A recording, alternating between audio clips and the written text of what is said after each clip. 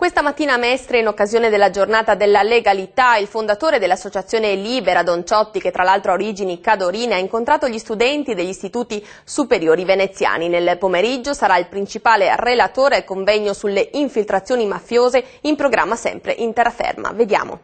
La legalità è il rispetto alla pratica delle leggi, ma è fondamentale per lo sviluppo, per la crescita delle persone. È un punto saldo che però la legalità ha un elemento che sta molto prima, che è creare le condizioni di libertà per le persone. Il fondatore di Libera, coordinamento di associazioni contro le mafie, si è rivolto in particolare ai giovani, ai tanti ragazzi in cerca di senso e di ideali sui quali impegnarsi. Con la solita e autentica passione interiore, il sacerdote, icona della lotta alla mafia e alla criminalità, ha parlato loro di legalità e responsabilità civile. Io a questi ragazzi voglio tanto di ascoltare, ma soprattutto un grido di essere capaci di vivere e di non lasciarsi vivere. Un invito alle buone pratiche, il suo, che si fatica sempre più a mettere in pratica, a cominciare proprio dai giovani.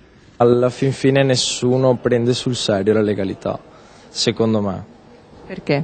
Perché è un qualcosa che comunque è difficile da fare. I giovani non la sentono molto vicino. Uno dice, vabbè, so queste cose perché mi tocca studiare a scuola, non perché mi interessa.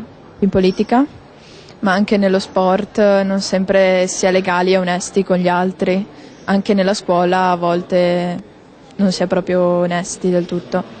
Un incontro promosso da Provincia e Camera di Commercio di Venezia nell'ambito di una giornata della legalità che ha avuto diversi momenti di riflessione e ha messo nero su bianco in un protocollo d'intesa l'impegno a promuovere la cultura della legalità. Dobbiamo lavorare molto sul fatto che fin da giovani dobbiamo capire che abbiamo sicuramente dei diritti ma anche dei doveri. L'incontro coi giovani e l'inizio di Quaresima hanno dato lo spunto al Patriarcato di Venezia per lanciare una provocazione, il digiuno dai gratta e vinci e dalle slot machine, realtà che sta dilagando anche in Veneto.